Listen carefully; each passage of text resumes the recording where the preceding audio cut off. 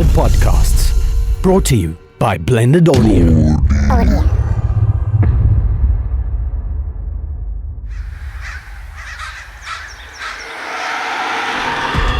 Exploring the unexplained, breaking down barriers, putting the macabre under the microscope, dissecting the disturbing, seeking out the sinister, bringing you the jinkies and the jump scares. Freaky Friday.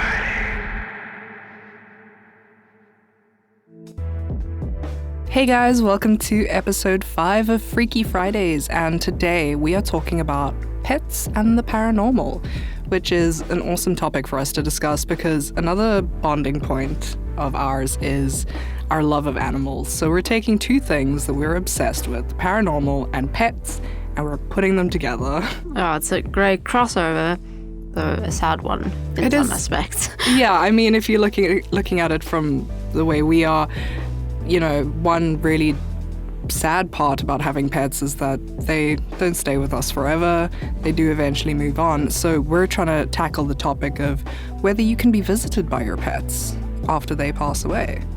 Yeah, I don't know about you, but I have grown up my entire life with pets, a lot of them. And if you're a person who's had pets in your life, the chances are you've had to say goodbye to one or more. And you're never ready. You're just never, ever ready to say goodbye. It's devastating and it's too soon. And yeah, I don't think anything can prepare you for that. But I don't know about you, but I have had instances where I feel as though I've seen my pets after they've passed, and I've actually felt them as well. I think I have. It's always out of the like a shadow passing so quickly out the corner of my eye that you just get this feeling it's them. But I know there are a lot of people some have had their pets come back and say one last goodbye, others who've had their pets like stick around for a lot longer. Yeah, I mean, I spoke to my mom about this morning because I was, trying to find out if she'd had any experiences with seeing her pets, and she said that both she and my grandmother had both, but it was also, like you said, sort of out the corner of your eye, flashes of white or dark, whatever color the pet is, and that's pretty much for the most part been my experience as well, except for one time. It was actually at the house that my mom is still living in now.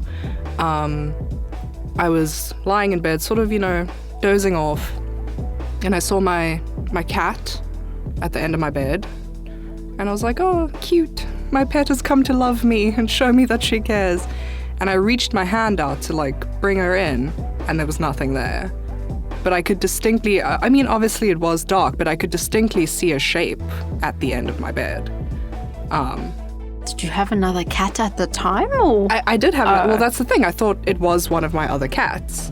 But it was after our one cat had passed away. All right, I thought you were just having a little, very creepy moment of something jumped on the bed, but you don't have a cat anymore. No, I thought it was one of my other cats, and, reached my hand out, nothing there. And do you not feel scared during that moment? I was, but it was one of those retract the hand, put it under the covers where things can't get to you, and just go back to sleep. That's the thing. I think as a kid, when that happens to you, you're so devastated. Everything's just too sad to be scared. Yeah. But I know a lot of people who have experienced their pets coming back explain it as being more of a warm and comforting feeling than actually scary. 100%. That's what I was actually going to say is yeah, when it happened to me, it was freaky. It was freaky to be like, oh, damn, there's nothing there. But it immediately, almost without even thinking about it, it was in my head oh, your pet came to visit. It's not a scary thing. It's a heartwarming, they were there. I don't know, that's how I interpreted it. It was very calming, actually. I guess I never really thought about it. I thought about it in terms of I would always see things out the corner of my eye after a pet passed. Yeah. And I remember my mom saying to me one day how she keeps seeing the pets out the corner of her eye. And I was like, oh, wait, that's a thing we share. But I can't say if I actually felt. I know some people will feel a pet jump up onto the bed with them, or like you. Yeah. I don't think I ever felt anything like that. But yeah, I guess just the thought of it's your pet, you know them so well, and just, I don't know, something about pets, they're not scary, they're just good. Yeah. You just see them as good and they can't do anything wrong, so it's not even if I did experience that, I think I would also just be comforted by them and just consoled. Yeah, exactly. And one, I don't know, interesting thing to discuss is I've always wondered whether seeing pets, you know, out the corner of your eye, because the only experience I've had where they've interacted with me was when I saw my pet on my bed. But every other time it's been out the corner of my eye, running around the house. And I've often wondered if it's residual energy or if it's intelligent energy. And I don't know how that correlates between, you know, former human entities and former animal entities. Yeah, I think a very naive, childish outlook of it, but I've always just wanted to believe, as like my mom would tell me, oh no, animals definitely just move on and they go to a much better place, and that's it. They just go to this good place.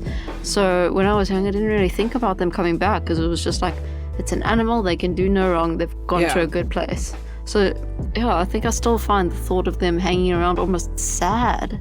Well, unless it is, like I said, it could be residual energy. It's Exactly. just, you know, them going about their daily lives like they used to, sort of thing. Yeah.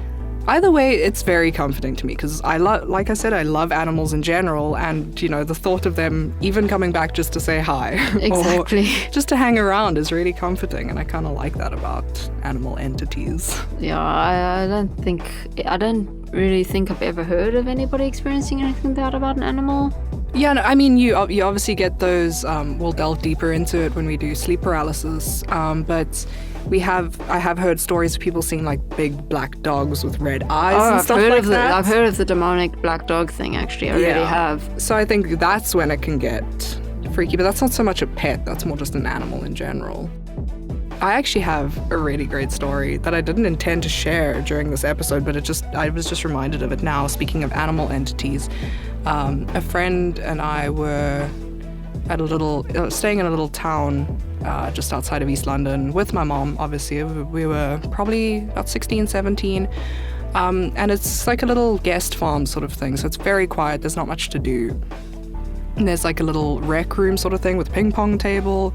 So that's where we spent most of our time. And we stayed there until like 2 in the morning the one night, because there's nothing else to do. But we were like, it's 2 in the morning, we should probably, you know, head back. And it was very creepy because it's a farm, there's not many lights. So we were walking back, and just out of nowhere there was this horrible growl. Oh no. From somewhere in the bushes, but it sounded like it came from a really big animal, but these bushes were like small, shrubby type things, and we could just hear these growls coming from the bush. I don't think I've ever run that fast in my life. Like, I'm not a very physical person, but you best believe I was running a marathon. Like, I was out of there. Are you sure there was even an animal? I mean, I know there's so many reports of growls coming from demonic. Well, that's the thing. Entities. We weren't sure whether it was an animal or something paranormal, because we were very in the sort of supernatural paranormal mindset. Because while we were there, we'd also seen lights in the sky, like random lights in the sky. Wow, quite a trip for you guys. I think a lot of these small little towns and little, you know, small holdings out in the middle of nowhere are very open to a lot of paranormal activity and supernatural events. I've always believed that, actually. I think when you have less of like the hustle and bustle of like a city life and a ton of people and things, they definitely would, in my mind, entities and paranormal would prefer those kind of locations. Yeah. Well, yeah, but like I said, I'm not sure. That growl could have been paranormal. It could have been an actual animal, but it was scary nonetheless. But I digress. Well, I guess that would maybe fall into another thing of your pets passing on. I have had a few times of suddenly hearing their little meows or barks. And I've never known. It's pretty much like when you see them out the corner of your eye. You don't know if it's just your imagination. Yeah. Like, sometimes I'm so sure it's in my head, but there are days that it is so clear and you're like, wow, my brain's projecting out right now because that was loud. Well, it's funny you say that, because I think when it comes to the paranormal, seeing anything out the corner of your eye, you're going to question, is that my imagination or not? And I do often, when I think I see tall, like, humanoid figures, I often go, oh, maybe that's just my imagination. But I feel like every time I've seen, or think I've seen, a pet out the corner of my eye, it's not even a question for me. I'm just like, oh, I just saw my cat, or oh, I just saw my dog. You're right, You actually, know? it's the same for me. It's just, I almost automatically accept that I've seen my pet. Exactly, I think that was it for me. It was like, it was such a fast thing. You can't even like tell shape or color or make out any features, but you know it's your cat or your dog. Yeah, I've seen color before. I have seen color. I obviously can't make out exactly. So seeing color, that's how I associate with which pet I've seen. I can't actually. I don't think I've ever seen color. It's always just been a very dark shadow moving out the corner of my eye. But a certain pet will come to mind. Yeah, well, that's the thing. I'll see either white or black or tan or whatever out the corner of my eye, and I'll be like, oh, that's my cat, or that's my dog, or it almost automatically registers in your head, and I think that's actually pretty cool. It is. It really is. Yeah. But I mean, there's a whole nother aspect to pets in the paranormal as well. And that is that they are extremely sensitive to the paranormal when they're alive. Exactly. Animals just in general, their senses are heightened tons. Yeah, I mean, I think the saying is that children and animals are very susceptible. I've always heard that growing up, that if a child or an animal judges something to be bad or evil, even a person, you listen to that. They are tuned into something that you are not, and they are normally right. And I think that's got to do with, I mean, as you grow older, you're almost taught to question things and give everything a logical explanation. And not so much when you're a kid or you're a pet, or an animal. One interesting theory I actually listened to was of a pet psychiatrist, and she said the difference between animals and humans is, okay, first of all, their senses are heightened, but they don't question or judge what they receive back. Yeah. We all receive information back, and our minds will automatically start logically working it out. Whereas a dog or a cat or any animal will receive that information back about their environment. There's a change in energy, and they just accept it. It is what it is. Yeah. Well, I mean, I think that's something that I find really interesting and really cool, is that you can almost use your pets or animals in general to back up your paranormal experiences, because I know a lot of paranormal investigators sometimes take their dogs with them to see if their dogs react to anything that can back up their claims. And I know I've had an experience where I've had a dog back up a paranormal experience that I've had. I actually spoke about it in a previous episode, I believe. Might have even been our first episode, where I saw a full-bodied apparition in a friend's house, or a family friend's house, and screamed and lost it. And so my mom immediately thought that there was an intruder in the house. So she let the dogs out. Let the dogs out. I'm sorry, I had to.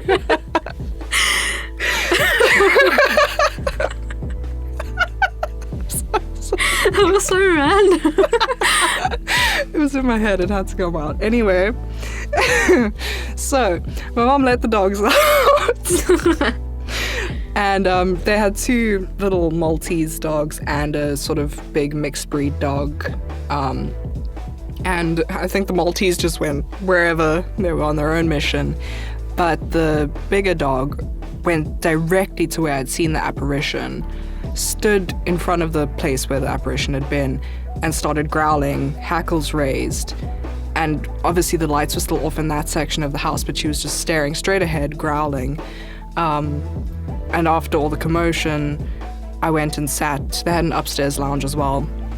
Went and sat in the upstairs lounge. We were having coffee. I was explaining what had happened to me, and the dog came and sat with me, almost to comfort me. She was like practically on my lap. So I had my arm around her, but she was still staring directly where the apparition had been. So she was sensing something. Scary. Well, that's the whole thing with them sensing more. She could obviously sense that you needed comfort, but at the same time, it maybe almost on guard to protect you from whatever was there. Yeah. I mean, it just, for me, because like if you go back to the first episode, you'll hear that I say that I was very sort of like, maybe I dreamt it, or maybe I was half asleep. But the fact that the dog had such a reaction and was looking in the exact place that I had seen the entity Confirmed it for me. And I was like, okay, I'm not crazy, I've had experiences not confirming, more alerting me to the fact that there's something there that I'm not seeing. And that was, I've had two different dogs do it to me, where I know they've done it a lot in the yard. I normally disregard that because there's so much going on outside. It's difficult to judge if there's just maybe a bird or another animal or just something they're hearing much further. So it's difficult to tell things outside, but I've had it twice inside the house where the dog's fur suddenly stands up on end, the tail goes straight up in the air, and they stand barking, staring at a spot in the house where there's nothing there. That was my words exactly when that happened. I was like, no, I'm not dealing with this right now. I can even remember my mom doing that once. It's just like, nope, we're gonna ignore that, pretend that didn't happen. So then I'm not dealing with this right now. I've never, besides my mom's friend's dog reacting like that, I don't think I've ever had my dogs react to anything paranormal, but I know that my cats very often will stare off into space and I can, wave my hand in front of them and they're not budging. But I've always presumed that's just a cat thing. I think it's a cat thing. My cats do that too. Cats are a little weird. They're in their own world, really, though.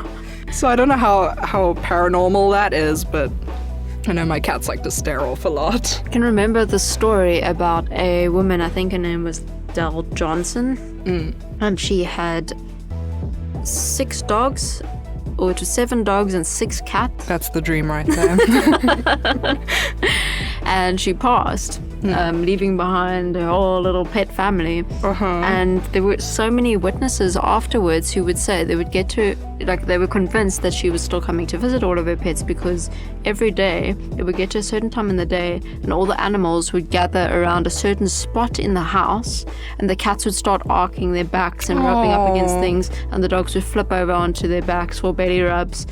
So many people witnessed this that they were convinced she's come back and she's visiting them each day. And I mean, I'm not so sure how you can explain all 7 dogs and 6 cats gathering in one spot of the house. That is so heartwarming, actually. It really is. And totally me if I ever come back as a ghost. I'm gonna be out there with my cats and dogs. Exactly that. Hey guys. That's really cute though.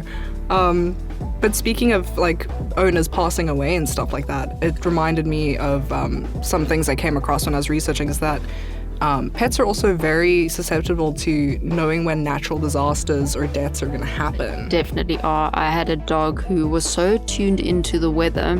In Kimberley, we would get a lot of thunderstorms. It cannot rain without thunder. But she would, and it would petrify her. We had to try and calm her down through those events. But she would start acting up days before the storm had hit. Days before the storm had hit. So yeah, they definitely tuned into the world around them. Well, I mean, our one cat, our middle cat, she's also terrified of thunderstorms and stuff like that. And she, a couple of hours before a thunderstorm hits, will hide under the bed and start acting strange. So yeah, I mean, I definitely think they know what's going on way before we do. And if you think about earthquakes and massive natural disasters, I know for sure pets, all kinds of animals act up before that.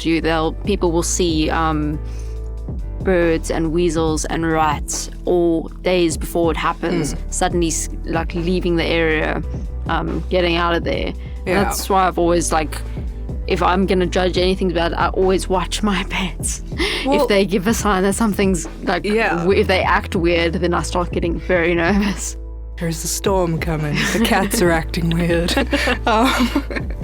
But I've also heard stories of, it's actually kind of morbid when you think about it, but a lot of old age homes and hospitals and stuff like that will either have cats or dogs or pets or whatever that go and sit with old people that are about to pass. So they know if the cat's curled up next to old Aunt Merle over there, she's probably going to kick it soon. I think I do know a lot of people actually see that as a prediction of... Yeah, and it's, like I said, it's kind of morbid in a way. It's very sweet on one hand, but also a little morbid. I know on another note that they can also predict diseases they can sense diseases before anybody knows that they have something, especially cancer. Yeah.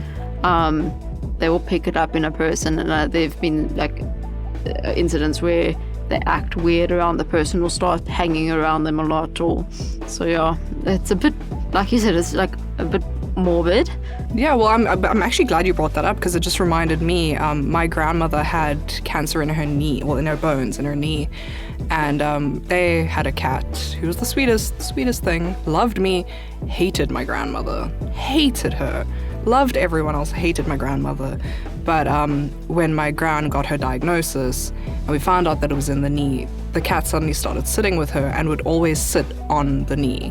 Good grief. It's always that very big change in character. You get to know your pets, and the moment they're not acting like they normally do, I think it's a good time to start paying attention and listening. Yeah, no, definitely. I know also pregnancy in women. Oh, really? I'm not sure if you've ever actually witnessed that. I have.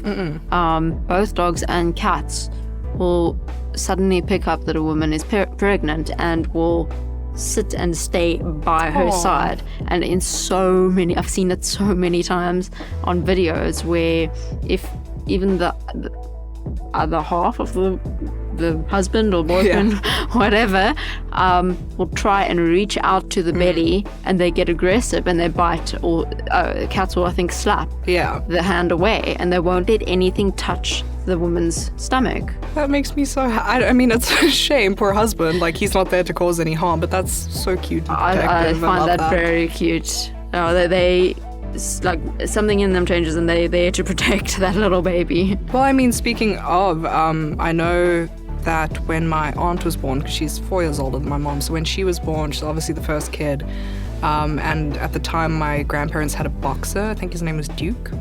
Very cute. That is. But, I mean, my gran would go lay, obviously when my aunt was a little bit older, she's still a toddler, but would go lay out a blanket on the lawn, pop my aunt down, and the dog would sit there and make sure that no one came near my aunt. So if my gran had to run inside and answer the phone or something, like she knew my aunt was fine. My first dog very much raised me. I always called her my second mom. It was the same thing. My mom had her hands busy so much and she would step out the room to just go and quickly do something. And my dog would stay with me, and if I would start to cry, she would run to my mom and let my mom know. So she was very much my second mom. That is so cute. I love that.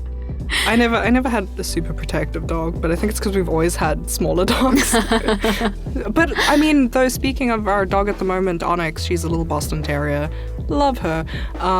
She's a klutz. She's funny, but whenever we always know that something's up if she starts barking in the middle of the night. She's so alert. She knows what's going on, and she's also super protective. I mean, even my mom and I will start like play fighting or tickling each other or something, and she gets so upset. She's like, "You guys are hurting each other. Please stop." Oh, that's very cute. It is, but yeah. But another, I think it's a heartwarming story. An ex-boyfriend of mine was absolutely in love with his cat, like absolutely in love with her, and she was run over, unfortunately, actually before we started dating. But yeah, he was obsessed with that cat, like, and you could still hear it when he spoke about her afterwards. You could still hear how much it affected him. And we moved in together at one point, and a couple months into living together, I actually think he was away, but I was lying in bed, either falling asleep or, just chilling. And a couple seconds later, I distinctly felt a cat jump up onto the bed and curl up behind my knees. I remember you telling me that story, and that was sort of the first time my mind ever went there, that an animal could come back and come and lie by you. And I think my first question to you was, how do you know that's an animal? Oh my God, yeah. Like, to me, my mind immediately went to some really weird, creepy demon thing coming and jumping up and sitting by you. I don't know how I feel about the thought of some demon creature curling up behind my knees. But I guess it goes back to the feeling and sense you get. Yeah, there was no panic. I felt it and I was like, that's an animal. You hope. I hope. I really do hope. I mean, there's nothing I can do about it now, but I really do hope. But I remember telling him, like, oh, I felt your cat jump up onto the... He was also very open to the paranormal, so I was just like, you're not going to think I'm crazy. It's like, I felt your cat jump up onto the bed and curl up behind my legs, and he said she always used to do that. She used to curl up behind her knees. And I thought that was really, really sweet. Oh, that is very touching. But yeah.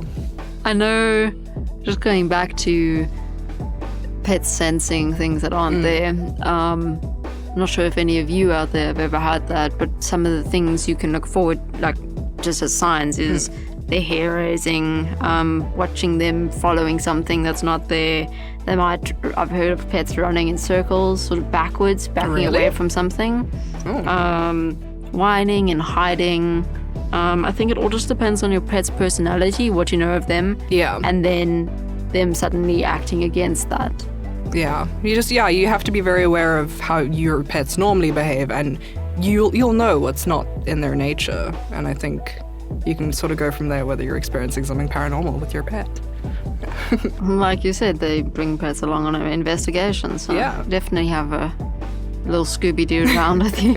That's the dream, is to take my dog on an investigation one day. She probably won't know what to do with herself, but... Definitely. Although I know watching them react to something is going to scare me more than anything else. Yeah, like, okay, the dog's reacted, let's get in the car and go. Exactly. But I've had a lot of fun talking about pets. Like, I feel like we digressed a lot from the paranormal side of things just to talk about how much we love animals, but this has been a really fun episode for me, and I hope you guys have enjoyed it. So yeah, join us next time. We're going to be talking about some famous possessions that have occurred. That is a very scary story to tell. Yeah, that was quite a chilling one for me to research, so I think it's going to be good. So yeah, join us next week, guys. Freaky Fridays, hosted by Devin Beatty and Megan Portnoy, and produced with the generous assistance of Janu Blau and Blended Podcasts. Brought to you by Blended Audio.